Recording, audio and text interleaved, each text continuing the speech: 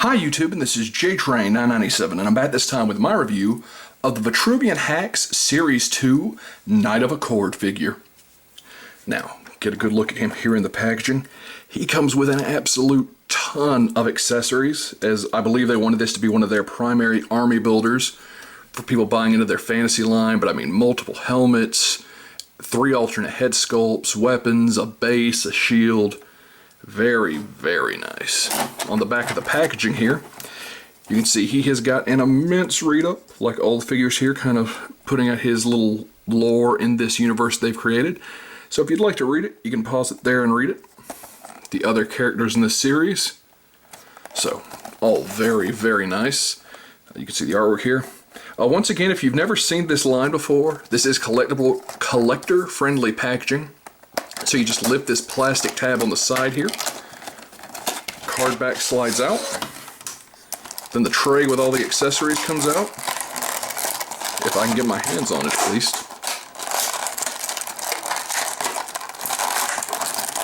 Collector friendly. But maybe not this collector. No, I'm kidding. You can see his weapon tray, and then the tray he's actually in comes out. So that being said, I'm going to put this guy in his base and get him in a nice pose real quick. And here we have our Knight of Accord out of the packaging. Now before we actually go into the figure itself, I do want to talk about the accessories. Because I had a small issue when I first got this guy out. As you can see, he has a sword scabbard on his side here. I'll get his arm back in. And surprise, I actually bought 2 of these guys, because I do love knights. This tiny little indent here is where you're actually supposed to fit the scabbard. And man, do you have a hard time just forcing that on there. And even now, I'm not 100% sure this one's on there really tightly, but I don't know, it just seems like it should pop on there more smoothly. Speaking of, some of the other stuff he comes with this base little helm. And with this, he comes with 3 alternate little masks that you can peg onto the helm, or should be able to peg onto the helm. Oh, there's that one. And last but not least, this one, which kind of just covers up the lower face. So, the idea I thought was that, oh, these would just slip over, and then you put them on your guy's face, and they raise up and down. But they don't really peg in. You've got to get them on here, and again, force the tab onto the peg itself, and then do the other side without hoping that it doesn't pop off. So, it's not necessarily a bad thing, it's something that doesn't work as well as I think they were hoping. Oh, yeah, I've got all 3 masks there. Otherwise, he comes with his sword scabbard, as I've already talked about, or sword sheath if you prefer. His very nice little shield with a crest there, with what I believe are the 2, I don't know, those look like Pegasuses? Kind of meeting in the middle there. His sword, his axe, 3 alternate heads. As you can see, this gentleman's here, this guy's, and this guy's. So, he also comes with 2 alternate hands, but these appear to be the same hands that are already on the figure. So I'm not really sure why they give you an extra set. Maybe they're concerned about breaking, I don't know. This is the 3rd or 4th figure I've opened from this series, and I haven't had any issues with breaking yet, but, you know, good on them looking out. The shoulder pads were not attached when you first get the figure, but you pop them out like so. There's a little tab, a little notch here on their shoulder. You just pop them on, and once they're on there pretty good. They don't really hinder articulation too much. They kind of move with the figure. Move it too far, it will pop off, but you know, maybe you want to display them with them off too, you could do that. You know, from this angle, you'd never be able to tell.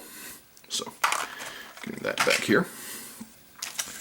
The actual base these figures come on are all the same, except for the color. They paint it one flat color. Just as Boss Fight Studios on it. It has 2 pegs. So let's get him back here. I do believe they released this same figure with a much less detail and accessories and called it the Accord Castle Guard. I believe it just had the 1 head sculpt. And let's actually, I forgot to mention how nicely detailed his shield is, so we'll get this other guy's shield out. As you can see here, you know, you just don't expect them to put that much work into something you're probably not going to see if we zoom in. You can actually see they painted the silver on the buckles behind the shield.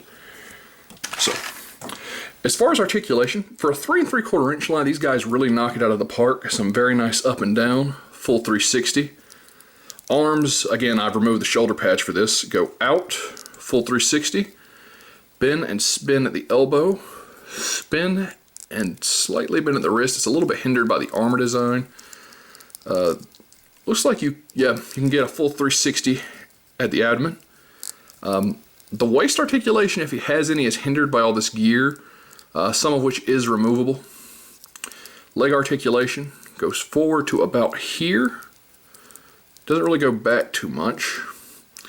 Double jointed at the knee, spins at the ankle, and there's not really a pivot in there. So, this is a very nice looking figure as well. Let's actually get his helmet back on because I dig that helmet. And get his shield back, well, a little bit out of the way here.